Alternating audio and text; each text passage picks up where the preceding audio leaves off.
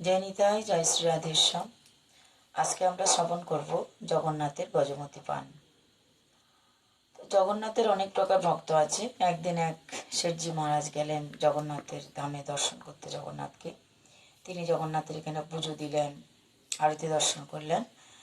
তো তার ইচ্ছা হলো যে আমি জগন্নাথদেবকে একদিনের ভোগ প্রদান করব, অর্থাৎ পুরো একদিনের খরচা আমি দেব। তাই তিনি জগন্নাথের পাণ্ডাদের কাছে গিয়ে বললেন যে আমি একদিনের পুরো খরচা দিতে চাই, তো আপনাদের কেমন খরচা পড়ে? তো ওনারা বলছে আমাদের তো একদিনে 10,000 টাকা খরচা পড়ে। অর্থাৎ তখনকার সময়ে একদিনেরই খরচ ছিল 10,000 টাকা, জগন্নাথের ভোগের খরচ। কিন্তু শেঠজি মহারাজ একটু ধনের অহংকারী, তার অনেক টাকা আছে।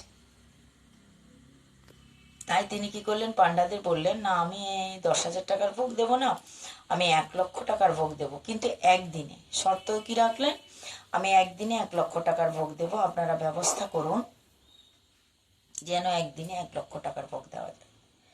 পাণ্ডারা অনেক রকম চেষ্টা করলেন, সবাই মিলে আলোচনা করলেন, কিন্তু কোনোভাবেই সম্ভব হচ্ছে না একদিনে 1,00,000 টাকার ভোগ প্রদান করা।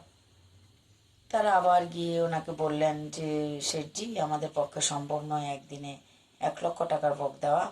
তা আপনি যদি 1,00,000 টাকারই ভোগ দিতে চান, তা আপনি 10 দিনের খরচাটা নিন। একদিনে 10,000 টাকা করে হলে 10 দিনে আপনার 1,00,000 টাকা হবে, তাহলে 10 দিনের ভোগের খরচাটা আপনি দিন। তিনি তাতে রাজি হলেন না। না, আমি একদিনেই দেবো 1,00,000 টাকার ভোগ, আপনারা ব্যবস্থা করুন। পাণ্ডারা আবার এসে আলোচনা করলো কি করা যায়। তো একটা প্রচলিত প্রথা আছে, যদি সিদ্ধান্ত নিতে না পারে পাণ্ডারা, তবে সেটা জগন্নাথকে আর্জি নিবেদন করা হয়। তো তারা সবাই জগন্নাথকে বললেন যে প্রভু কি করবো, আপনিই তাহলে একটা বুদ্ধি দিন। জগন্নাথ কি বুদ্ধি দেবে, কিভাবে দেবে? তো সেটার একটা নিয়ম আছে। একজন বয়স্ক পাণ্ডা, জ্ঞানী বয়স্ক বৃদ্ধ পাণ্ডা একটা ঘরে তিনি চলে যান এবং সারা দিন রাত কিছু না খেয়ে তিনি জগন্নাথ দেবের আরাধনা করেন। তো জগন্নাথ তার আরাধনায় তুষ্ট হয়ে তাকে স্বপ্নে আদেশ দিয়ে বলে দেন কি করতে হবে তাদের। পাণ্ডা চলে গেলেন, একদিন গেল, 2 দিন গেল, 3 দিন গেল, সেই ঘরে তিনি আছেন। 3 দিনের দিন রাত্রিবেলায় তিনি স্বপ্নে দেখলেন, জগন্নাথ তাকে স্বপ্নে আদেশ দিলেন যে তুমি বলো গিয়ে শেষের দিকে আমাকে তো 1,00,000 টাকার ভোগ প্রদান করবে পরে, তাকে বলো আগে সে যেন আমাকে একটা পান খাওয়ায়, আগে সে আমাকে একটা পান খাওয়াক, তারপর আমি তার কাছ থেকে 1,00,000 টাকার ভোগ নেব। কিন্তু সে পানটা সাধারণ কোনো পান নয়, সে পানটা হবে গজমতি পান।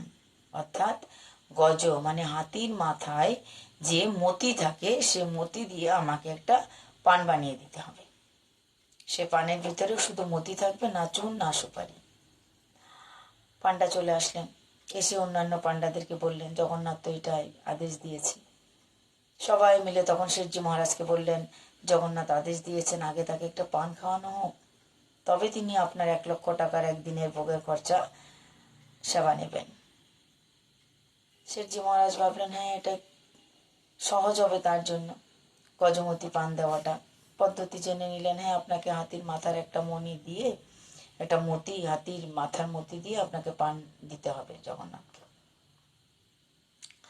শেঠজি মহারাজ একটা হাতি কিনলেন, তার মাথা চিরে দেখা হলো, তাকে তো বধ করতে হবে, তাকে হত্যা করে মাথা ফাটিয়ে দেখা হলো মাথায় কোনো মণি নেই। এভাবে 1, 2, 3, 4, 10, 20 অনেক হাতি কিনা হলো, মাথা চিরে দেখা হয়েছে, কোনো হাতির মাথার মধ্যে মণি নেই। এবার তিনি বুঝতে পারলেন যে ভগবান আমাকে পরীক্ষা করার জন্য এটা দিয়েছে, আমার তো ওদিকে অর্থ টানও পড়ে গেছে। তিনি গিয়ে ভগবানের কাছে ক্ষমা চাইলেন, বললেন প্রভু আমার ভুল হয়ে গেছে, আমি আপনাকে একটা পান খাওয়ানোর ক্ষমতা রাখি না, তা আপনাকে একদিনের কি ভোগের খরচা প্রদান করব। ভগবানের কাছে ক্ষমা চাইলেন, একটা পান খাওয়ানোর ক্ষমতাও তার নেই। এটা হচ্ছে গজমতি পানের উপাখ্যান।